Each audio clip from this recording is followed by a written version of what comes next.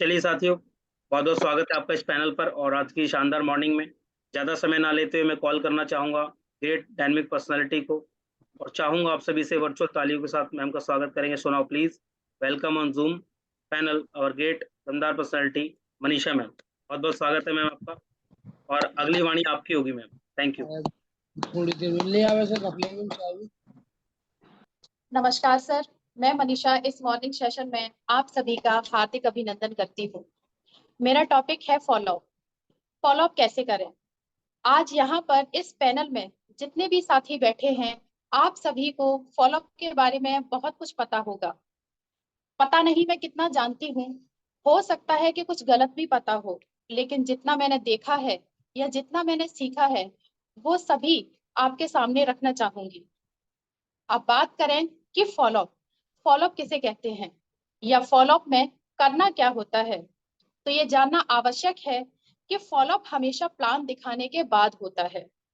अगर बात करें ट्रेडिशनल फॉलोअप की, तो उसका मतलब होता है कि आप सामने वाले के सभी डाउट्स को क्लियर कर पाए, सामने वाले के सभी क्वेश्चंस के उसको आंसर दे पाए, उसके मन में उसके क्वेश्चंस का सही सही सभी आंसर उसको दे पाए, और उसकी ज्वाइनिंग के लिए आप अप्रोच कर पाए। ट्रेडिशनली तो यही मतलब होता है फॉलोअप का।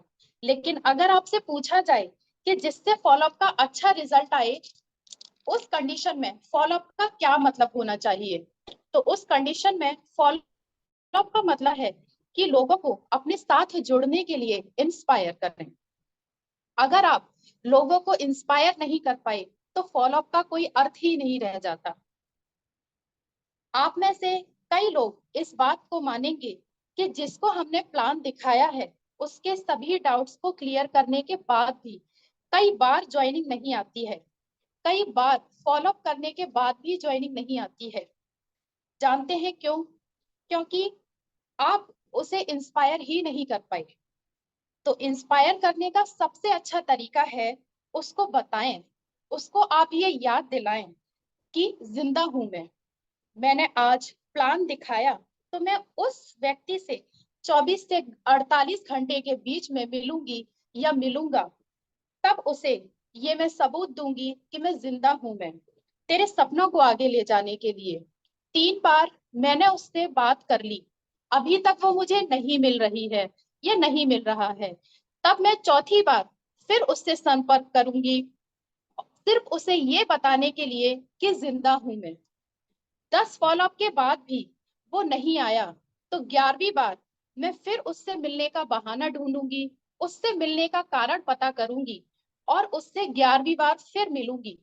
सिर्फ इस एक कारण हो यही एक कारण होगा कि अभी जिंदा हूं जितनी बार भी मैं उससे मिलूंगी, सिर्फ ये एक एहसास दिलाने के लिए कि जिंदा हूं ऑब्जेक्शन हैंडलिंग तो सभी को पता है, कौन कौन से क्वेश्चन पुट अप होते हैं ये सभी को पता है, उन क्वेश्चंस के आंसर क्या होते हैं ये सभी को पता है। तो आज मैं यहाँ इसकी बात ही नहीं कर रही, मैं आज आपको सिर्फ ये बताने की कोशिश कर रही हूँ कि जिंदा दिली के साथ काम करने को कहते हैं फॉलोअप। किसी व्यक्ति से मिलने के बाद उसके अंदर जिंदा दिली पैदा कर दे, उसे कहते हैं फॉलोअप। मैं आपको फॉलोअप के फॉर्मूले के माध्यम से कुछ की पॉइंट्स बताना चाहूंगी। सबसे पहले फॉलोअप को लिखते समय या बोलते समय निकल कर आता है एफ। एफ का मीन्स यहाँ follow up should be within 24 to 48 hour, यानी फॉलोअप 24 से 48 घंटे के बीच में होना चाहिए। यह न्याय होगा कि आपने किसी व्यक्ति को प्लान दिखाया और आप उससे नहीं मिले, कह सकते हैं, या बिना फॉलोअप किए ही उसको छोड़ दिया। तो ऐसा नहीं करना है, क्योंकि फॉलोअप का पहला मंत्र होता है कि चाहे आप किसी भी कंडीशन में या किसी भी परिस्थिति में या किसी भी बहाने से मिले, पर उससे मिले जरूर। क्योंकि साइकोलॉजी कहती है कि जिसके सपने आपने जगाए थे, 24 घंटे बाद फॉलोअप ना होने पर उन सपनों की खिड़की बंद हो जाती है। तो ऐसा ना होने दें, ऐसा हो उससे पहले ही आप उससे मिलें और उसको टाइम दें। नेक्स्ट अब आता है ओ। ओ का मीन्स है observe and open the hidden doubts. मतलब छिपे हुए डाउट्स को देखें और खोलें। आपको ऑब्जर्व करना होगा कि सामने वाले के छिपे हुए डाउट्स क्या हैं। उन डाउट्स को पहचानना होगा कि सच में व्यक्ति डाउट्स में है या कॉन्फिडेंस में है। कई बार चेहरे से भी पता चल जाता है कि आखिर डाउट्स क्या हैं। क्या जब आप ये पता कर पाएंगे तो आपके लिए आसान होगा उस व्यक्ति को ज्वाइन करवा पाना। मान लीजिए कि किसी भी वजह से आप ये नहीं पहचान पाते हैं कि हिडन डाउट्स क्या हैं, तो उन हिडन डाउट्स को आप ओपन कर दीजिए और उससे डायरेक्ट सवाल पूछिए कि जब तब छुपे हुए सवालों के जवाब आपको मिल जाएंगे, तभी आप उसकी प्रॉब्लम को सॉल्व कर पाएंगे। क्योंकि वह व्यक्ति जब ज्वाइन नहीं करेगा, क्योंकि तब तक वो व्यक्ति ज्वाइन नहीं करेगा जब तक उसकी प्रॉब्लम सॉल्व ना हो या उसके डाउट्स क्लियर ना हो। तो जरूरी है कि उसके सभी डाउट्स को क्लियर करें। नेक्स्ट है L, love to solve problem, अर्थात समस्याओं से प्रेम करें। कई बार फॉलो अप करते समय हम उस व्यक्ति के सामने कई सारे एग्जाम्पल रख देते हैं, कई सारी अचीवमेंट उसके पास रख देते हैं, कई सारे नाम उसको बता देते हैं, कई अच्छे लीडर के नाम बता देते हैं, पर इतना सब बताने के बाद भी वो ज्वाइन नहीं करता। क्यों? क्योंकि आप उसे वो जानकारी देते हैं जो उसके लिए किसी काम की ही नहीं है। तो उस स्थिति में वो आप पर फोकस नहीं करेगा, आपको ध्यान से सुनेगा नहीं।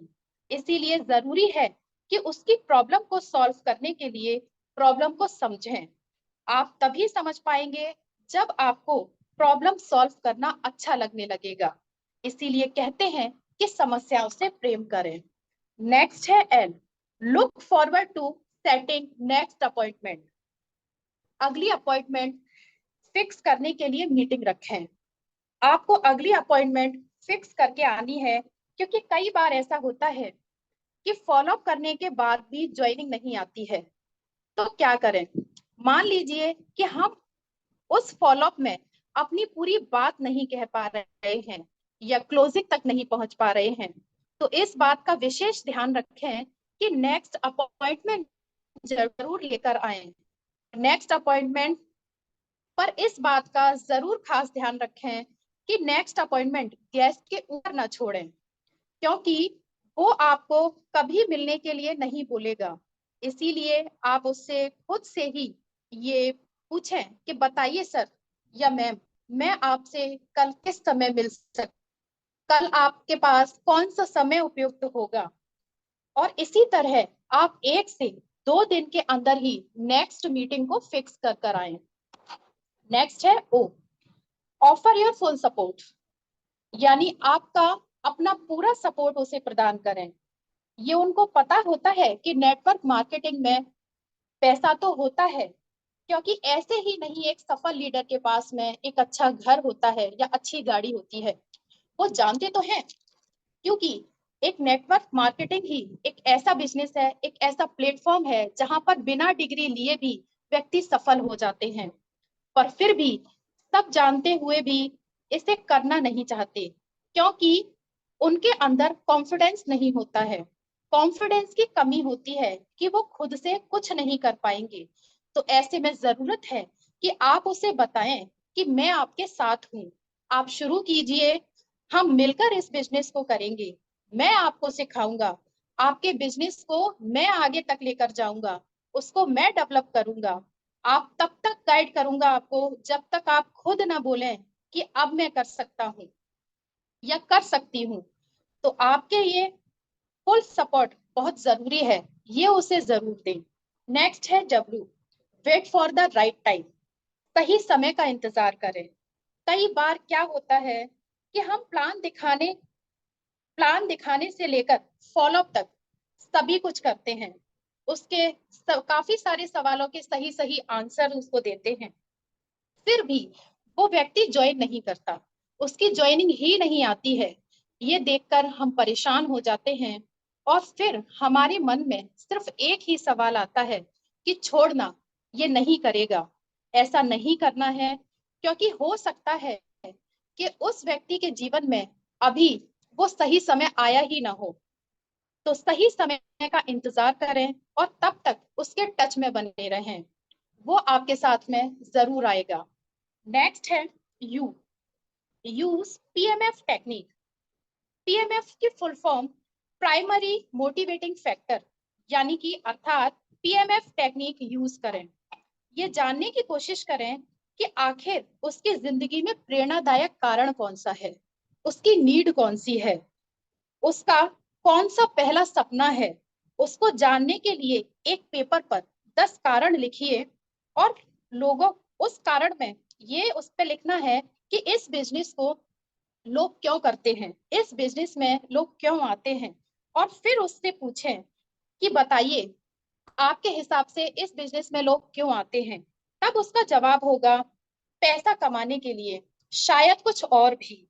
तब उससे कहें कि आपको इस बिजनेस की सही जानकारी ही नहीं है, मैं आपको बताती हूँ, और उसके आगे उस पेपर को रख दें जिसमें आपने वो कारण लिखे थे। फिर वो पढ़ेगा विदेश घूमना, कर्ज मुक्त जीवन, आर्थिक स्वतंत्रता, समय की स्वतंत्रता, परिवार की सुरक्षा आदि। इसलिए लोग आते हैं इस बिजनेस में। अब आप उससे 5 प्रश्न पूछोगे। पहला प्रश्न, इनमें से आपकी पहली प्रायोरिटी क्या है? वो बोलेगा इनमें से कोई नहीं। इससे ज्यादा बुरा तो वो नहीं बोलेगा। फिर आप दोबारा उससे पूछना कि अगर होती तो क्या होती। तो एग्जाम्पल के थ्रू मैं आपको बता रही हूँ कि इसमें से वो कुछ भी बोल सकता है। जैसे मान लीजिए उसने बोला कि कर्ज मुक्त जीवन। अब आप 4 सवाल लगातार उससे पूछिएगा जिससे वो टेक्निक है कि वो आपकी तरफ आएगा। दूसरा प्रश्न पूछना कि आपने इसी बिजनेस को क्यों चुना, आपने इसी को क्यों चुना। तब वो आपको बताएगा कि वो इस बिजनेस को क्यों करे। तब वो आपको बताएगा कि कर्जा हो रहा है, मैं बहुत परेशान हूँ, मुझे कुछ समझ नहीं आता। अब तक हम उसको बता रहे थे कि तुम इस बिजनेस को इसीलिए करो। ये पीएमएफ टेक्निक है कि अब वो आपको बताएगा कि ये बिजनेस वो क्यों शुरू करे। तीसरा तीसरा प्रश्न उससे पूछिएगा कि ये क्यों इंपॉर्टेंट है आपके लिए। चौथा प्रश्न उससे पूछिएगा कि क्या परिणाम होंगे चीजें ना मिले। पांचवा प्रश्न उससे पूछिएगा क्या आप इन परिणामों को लेकर चिंतित हो। वो बोलेगा हाँ। तो तब आपको बोलना है कि शुरू कीजिए, मैं आपके साथ हूं। ये होती है पीएफएफ टेक्निक। नेक्स्ट पॉइंट है पी। पी का मीन्स पुश द पैशन। जुनून को आगे बढ़ाओ, जुनून को पुश करें। वो कैसे करते हैं देखिए। आप उन सफल व्यक्तियों के अचीवमेंट दिखाकर, बड़े बड़े स्टेज पर सम्मान दिखाकर, अब आप बड़े बड़े सेलिब्रिटीज की जिस समय लाइफ स्टाइल दिखा रहे होते हैं ना, तब उसको पुश करें कि कैसा लगेगा जब आप यहाँ पर होंगे, कैसा लगेगा जब आप विदेश यात्राएं कर रहे होंगे। तो उसके पैशन को तब उसे पुश करें और तभी वो ज्वाइन करेगा। उनको ये बताएं कि जो सपने आपने देखे थे वो यहाँ से इसी प्लेटफॉर्म से पूरे हो सकते हैं, तो इसे ज्वाइन करें। और अंत में मैं आपको एक कहानी के माध्यम से ये बताना चाहूंगी कि फॉलो अप करते समय इसे जरूर बोलें कि इस बिजनेस को क्यों करें। ये कहानी एक गिलहरी की है। एक गिलहरी जो अपने काम में रोज समय से आती और जाती थी, अपना काम पूरी मेहनत और ईमानदारी से करती थी। गिलहरी जरूरत से ज्यादा भी काम करती थी, फिर भी वो बहुत खुश थी, क्योंकि जंगल का राजा जो कि शेर था, उसने उससे वादा किया था कि वो 10 अखरोट की बोरी उसे देगा। उसने गिलहरी काम करते करते अगर थक भी जाती थी तो वो सोचती थी कि थोड़ा सा आराम कर लूं, पर फिर उसे याद आता कि मुझे शेर 10 अखरोट की बोरी देगा, और इसी वजह से वो फिर से अपने काम में लग जाती थी। गिलहरी जब दूसरी गिलहरियों को खेलते कूदते देखती थी तो उसके मन में आता था कि मैं भी खेलूं, पर फिर से उसे वही याद आ जाता था कि उसे शेर से 10 अखरोट की बोरी लेनी है। ऐसे ही समय बीतता गया और एक समय वो भी आया जब जंगल के राजा शेर ने उसे 10 अखरोट की बोरी देकर उसे आजाद कर दिया। फिर गिलहरी अखरोट के पास बैठकर सोचने लगी कि अब मैं इसका क्या करूं, अब मेरे ये किस काम की है, क्योंकि पूरी जिंदगी काम करते करते मेरे दांत तो घिस गए, इन्हें अब मैं कैसे खाऊंगी। ये कहानी आज जीवन की हकीकत बन चुकी है, अर्थात इंसान अपनी इच्छाओं का त्याग करता है और पूरी जिंदगी धन कमाने में बिता देता है। 60 वर्ष से जब वो सेवानिवृत्त होता है तो उसे उसका जमा किया हुआ फंड मिलता है, जिसका वो सुख भी नहीं भोग पाता, क्योंकि नई जनरेशन आ जाती है जिसे ये पता ही नहीं होता कि उन पैसों के लिए कितनी इच्छाएं मरी होंगी, कितने सपने टूटे होंगे। तो क्या फायदा ऐसे कमाने का जब वो इंसान खुद ही सुख भोग ही ना पाए। तो इस धरती पर अभी तक ऐसा कोई पैदा नहीं हुआ है जो बीते हुए समय को खरीद सके। तो इसलिए हर पल खुश रहें। लोग अक्सर कहा करते हैं कि जब मुंह में दांत थे तब चने खरीदने के पैसे नहीं थे। आज जब चने खरीद सकते हैं तो मुंह में दांत ही नहीं रहे। इससे पहले और देर हो तो फैसला कीजिए और बिजनेस को शुरू कीजिए। हंसकर जीना दस्तूर है जिंदगी का, यही एक किस्सा मशहूर है जिंदगी का। बीते हुए पल कभी लौट कर नहीं आते, यही सबसे बड़ा कसूर है जिंदगी का। तो थैंक यू।